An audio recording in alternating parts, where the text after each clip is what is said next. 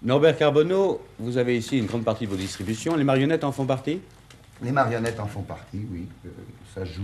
J'attends le marionnettiste qui doit venir à 2 heures. Bon, mais aussi de vrais acteurs, puisque Oui, nous voyons scène. ici François d'Orléac, Jean-Pierre Cassel.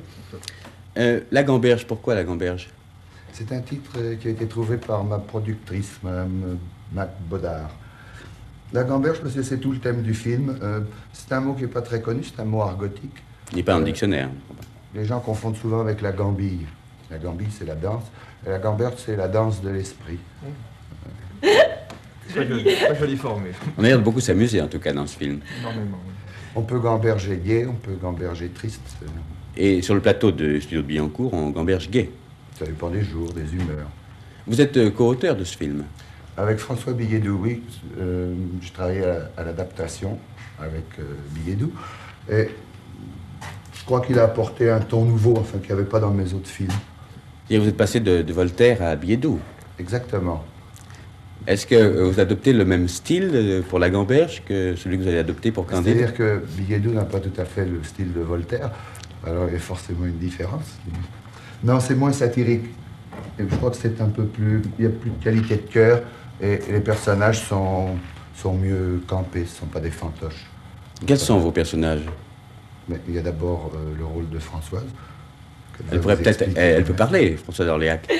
Quel est votre rôle? Mon rôle est le rôle d'une jeune provinciale qui est très influencée par tout ce qui se passe dans les milieux du cinéma à Paris et qui veut venir à Paris absolument pour devenir enfin la princesse de Paris. Absolument, elle recherche, elle, un amour, un prince qui n'existe pas, mais elle est persuadée qu'il y a quelqu'un qui attend quelque part, un prince très très riche et qu'il aime et qui ira la retrouver. Le prince charmant. Voilà.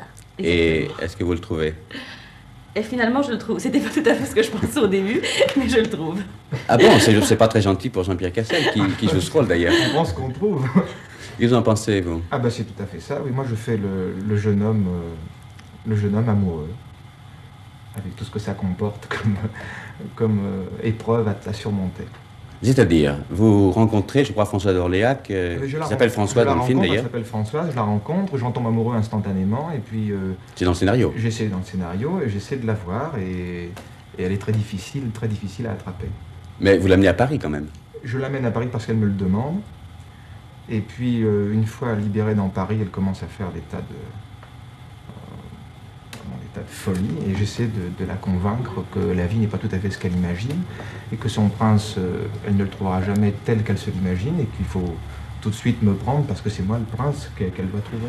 Et comment ça se termine, Norbert Carbonneau? Eh bien, ça se termine que toute cette histoire, voilà, la presse ne trouve plus de titre à un moment du scénario. Alors, ils sont tout contents de pouvoir se rappeler, c'est-à-dire qu'ils ne peuvent plus titrer sur Bardot, sur Margaret, sur tout ça. Il n'y a rien, il n'y a pas les hoquets du pape. Alors, ils sont tout contents d'essayer de monter cette histoire d'amour. Et eux n'arrivent vraiment à s'aimer que quand la presse les laisse tranquilles.